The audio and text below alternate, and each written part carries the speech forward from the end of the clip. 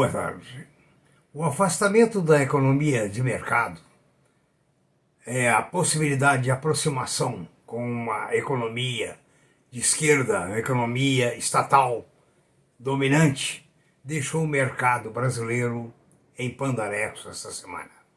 A Bolsa perdeu mais de 150 bilhões. A previsibilidade é um fator muito importante no mercado financeiro, ou seja, olha-se para onde a economia vai. No momento, realmente, a economia parece ir para aquilo que a livre iniciativa e a economia de mercado não quer. Ou seja, a economia ligada ao socialismo. Aqui, professor Aécio Flávio Lemos, para mais um vídeo. À sua disposição, tanto quanto você queira, para recapitular ou para estudar ou para se informar, não esquecendo de que eu sou apenas um pequeno comentarista e convido você a ouvir outros comentaristas, outros analistas, para você tomar suas decisões. Em www.previsioneseconomicas.com.br você encontra a lista dos 180 vídeos. Encontra outras informações como emprego e outras coisas. Através do e-mail previsioneseconomicas@gmail, suas sugestões serão bem-vindas, assim como sugestões no corpo do próprio vídeo. Quero deixar com vocês o pedido de que se inscrevam, manifestem o seu like, para que a gente tenha a confiabilidade de ter certeza que está continuando a ser útil. Hoje nós vamos falar, depois dessa introdução triste na nossa economia, que não sabe para onde vai, nós vamos falar sobre empresas. As empresas que você possa ter ações ou possa vir a comprar ações, empresas que você deve manter as suas ações ou empresas que você deve vender, trocar essas ações. A Unipar, que a questão de 2, 3 anos estava na UTI, hoje está muito bem, pagando dividendos acima de R$5 por ação, pertinente ao último trimestre, né? A outra informação muito boa é que o agronegócio em outubro foi recorde, atingindo a cifra de 14,25 bilhões, ou seja, o valor foi superior em 61% em relação ao mesmo trimestre do ano passado. Então imagine, uma economia de mercado, o que está fazendo com o agronegócio. Essa grande coisa, essa grande vantagem. Vocês viram também que nós comentamos da Unipar. Em seguida vamos falar sobre a China, que bate um novo recorde ao lançar um novo carro elétrico por apenas R$50 mil. Ela desenvolveu esse carro elétrico mais barato do mundo. Custará apenas R$50 mil. É em torno de quê? $9 mil, um pouco assim. O veículo contará com 200 km de autonomia e atingirá 100 km por hora.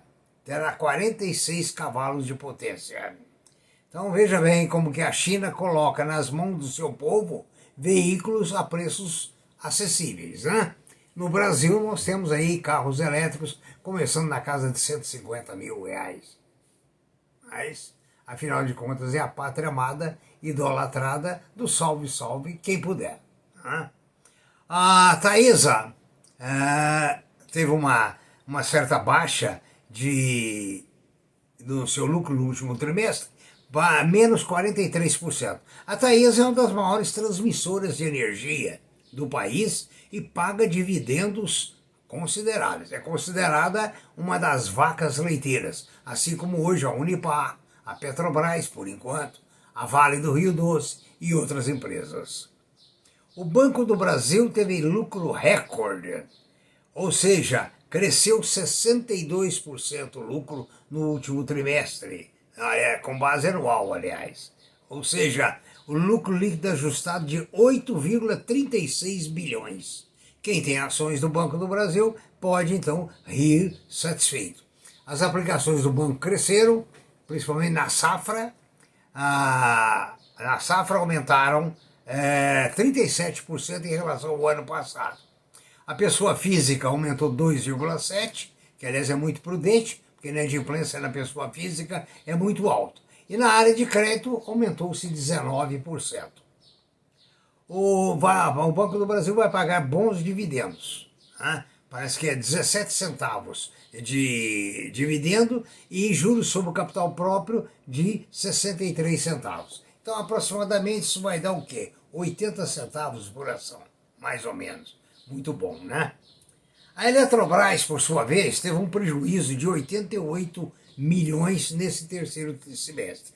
Eu quero lembrar a vocês que a Eletrobras está em fase de reestruturação na nova direção, depois que ela foi privatizada. Inclusive, hoje tem um convite para demissão voluntária para atingir mais de 2 mil funcionários, ao custo de mais de 1 bilhão de reais. Então, nesse caso, nós podemos esperar que a Eletrobras, no futuro, vai realmente crescer muito em termos de lucro depois de saneado e depois também de convergir para, principalmente o que o presidente dela diz, para energia limpa, deixando as outras fontes de energia de lado. O Carrefour registrou um lucro líquido atribuído aos controladores de 323 milhões. Não foi bom. Houve queda de quase 50% em relação ao ano passado. Assim como Magazine Luiza, Via, Varejo, etc. A Natura também teve um prejuízo atribuído aos controladores de 560 milhões. Engraçado, todas essas empresas ligadas ao consumo público estão decaindo muito quanto ao seu lucro líquido, né? A Rede D'Or, por sua vez, contrariando, teve alta de 5% no seu lucro líquido no período. E a Rap Vida, concorrente infeliz da Rede D'Or, porque apresenta serviço de péssima qualidade, né? Teve uma queda de 21% na sua relação, no seu lucro líquido em relação ao semestre anterior.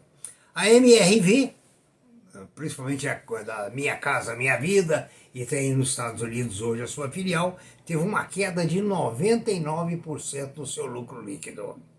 A BRF também, a Brazilian Food, teve um prejuízo líquido de 137 milhões.